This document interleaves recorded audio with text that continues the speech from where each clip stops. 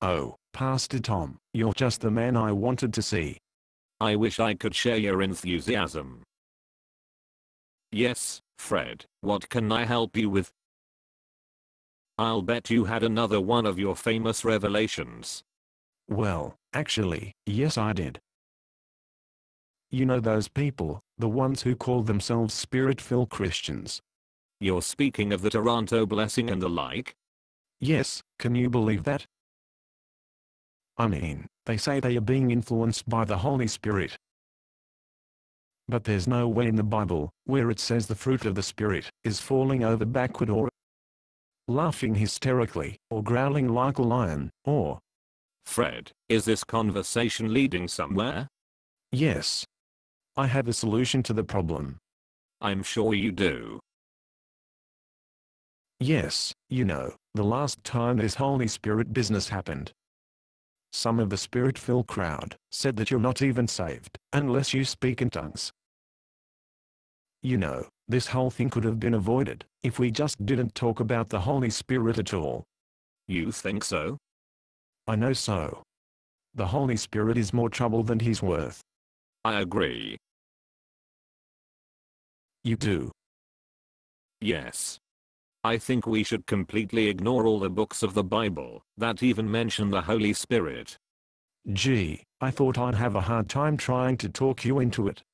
Beginning immediately, I will never refer to those books of the Bible again. Good. Serves them right. Do you know which books those are? Well, no. Well, there's Matthew, Mark, Luke and John, Acts, Romans. Both books of Corinthians. All those books? Sure. The Holy Spirit is only in all 27 books of the New Testament and many books of the Old Testament. He's in the Old Testament too. Sure. Remember, during the creation the Spirit of the Lord hovered over the deep. He did? Yeah, but we won't even mention it anymore. And we'll have to explain the virgin birth some other way too. The virgin birth? Yes. We could maybe say that Jesus himself impregnated his own mother. Oh. And, of course, I'll have to give up preaching. You will? Well, sure. Why? Well, I received my gifts of teaching and preaching from the Holy Spirit. If we deny the Holy Spirit, I would have to deny my spiritual gifts. You would do that? Well, sure. We wouldn't want those rascals from Toronto to think that there's any validity in this Holy Spirit mumbo jumbo, would we? Gee, I don't know.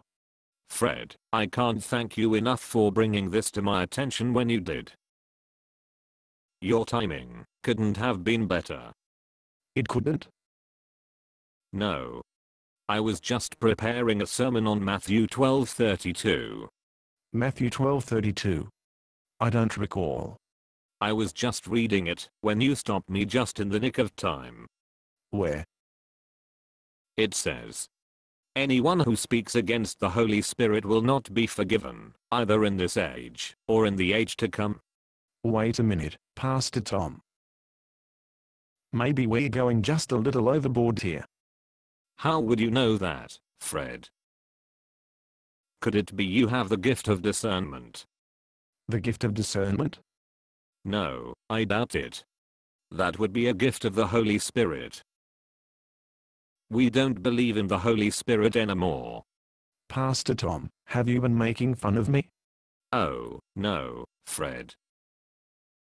But I do need to know what sermon you're going to be preaching on Sunday. What sermon I'm preaching? Well, sure. Now that I can no longer claim my spiritual gifts of preaching and teaching. It's up to you to.